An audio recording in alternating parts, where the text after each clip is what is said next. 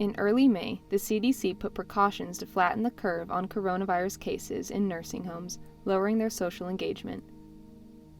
As coronavirus races to spread and shifts the way that we function as a human race, we, as the younger generation, can take vital steps to decrease coronavirus's impact on the senior population. The first steps reside within ourselves. We have to acknowledge and be sensitive that COVID-19 not only affects senior citizens, but the younger, healthier individuals as well. We have to understand the severity of the virus. No one is invincible. The virus affects all ages. We must confront society's compounding of frailty and vulnerability with having lesser value, and remind ourselves that we, too, will get to that stage later in life. COVID-19 should not be a justification to continue furthering the ever-present ageism in our society, and instead should serve as a reason to inhibit it. Seniors are not just a statistic. They provide important contributions to the economy and play an important role as parents, friends, spouses, and children. A study by the AARP in 2019 revealed that seniors still immensely contribute by earning wages, generating tax revenue, spending more money, and donating towards social causes.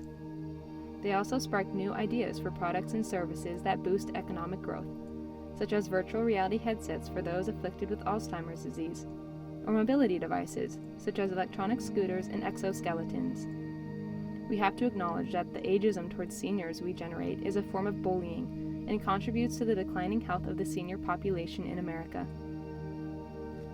Local and state governments, as well as nonprofit organizations, have been providing a variety of resources for the senior citizens put in isolation during the pandemic.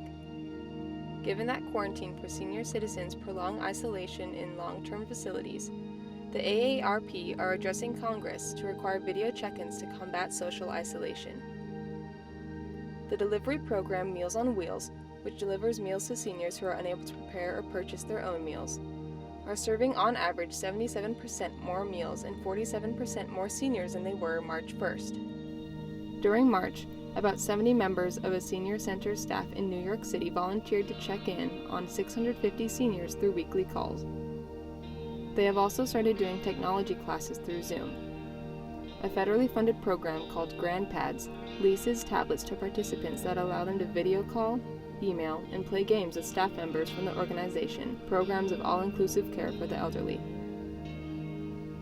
Also, the Daily Call Sheet program, funded by Motion Picture and Television Fund, pairs up volunteers as call buddies and teaches them how to use technological platforms.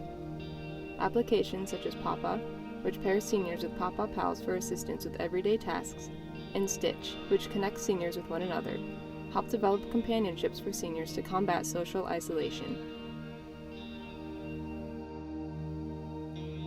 How can we help personally?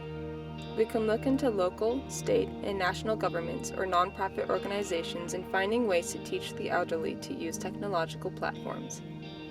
Even simple actions, such as a phone call to a loved one or becoming a check-in buddy, can have a huge impact on the life of one senior. There are virtual volunteer programs that have been set up and adapted towards battling this pandemic.